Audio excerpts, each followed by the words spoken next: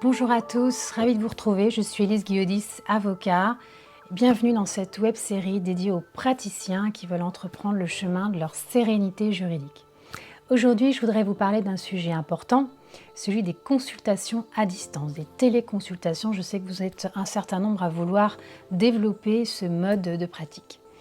Sachez qu'il y a plusieurs règles à connaître, plusieurs règles précises à connaître en la matière. Tout d'abord, des règles précises avant la téléconsultation en tant que telle. Il faut communiquer à votre client vos stipulations contractuelles. Alors, c'est quoi des stipulations contractuelles? Eh bien, concrètement, ce sont vos conditions de vente, d'accord? Et puis, il faudra aussi informer votre client, lui rappeler qu'il a un droit de rétractation de 14 jours. Ça veut dire quoi? Ça veut dire que concrètement, votre client a le droit de changer d'avis, d'annuler son rendez-vous pendant 14 jours à compter du moment où il a pris sa réservation. Donc vous, la loi vous impose de rappeler à votre client qu'il a ce droit de rétractation. Vous devez non seulement lui rappeler ce droit, mais en plus lui fournir un formulaire pour lui permettre d'exercer son droit s'il le souhaite. Alors comment ça se passe concrètement lorsque le rendez-vous est pris à une date avant la fin du délai de 14 jours? Eh bien dans ce cas-là, il va falloir demander à votre client s'il est d'accord pour que ce rendez-vous ait lieu avant l'expiration de son droit de rétractation. Et puis sachez que pour les prestations qui sont entièrement, complètement réalisées avant la fin du délai de 14 jours, eh bien il est possible de demander à votre client de renoncer complètement à son droit de rétractation. Mais sachez que ces règles sont très importantes, qu'il ne faut pas oublier de les respecter. Pourquoi? Parce que si vous ne les respectez pas, vous pourriez être obligé de rembourser un client qui aurait été mal informé de ce droit ou pas du tout informé de son droit. Donc attention à bien respecter ces règles sur ce droit de rétractation.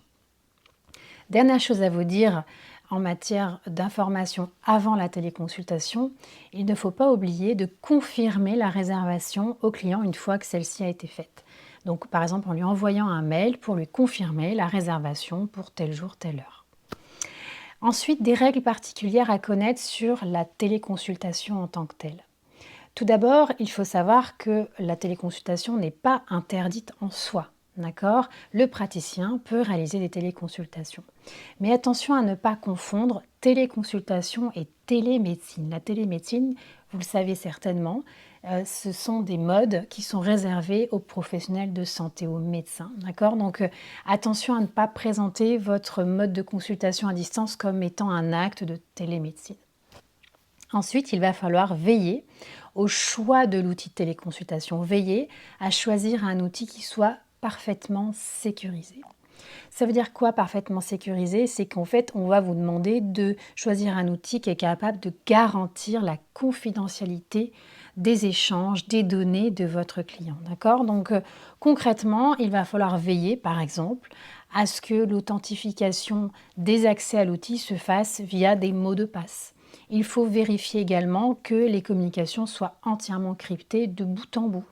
Il faut aussi veiller à ce que l'hébergement des données qui sont collectées sur l'outil se fasse en Union européenne, qu'il n'y ait pas de transfert vers des pays étrangers. Et veillez aussi à éviter de collecter, de stocker des données de santé sur l'outil de consultation. Et si vous le faites, dans ce cas-là, il faut absolument veiller à ce que l'hébergeur soit hébergeur certifié de données de santé. Vous ne pouvez pas héberger des données de santé auprès d'un hébergeur tiers qui n'a pas cette certification. Voilà ce que je voulais vous dire sur les téléconsultations, la consultation à distance. La prochaine fois, je vous parlerai d'une autre réglementation, pour le coup très importante, celle qui concerne la protection des données personnelles de vos clients. Eh bien, je vous dis à bientôt.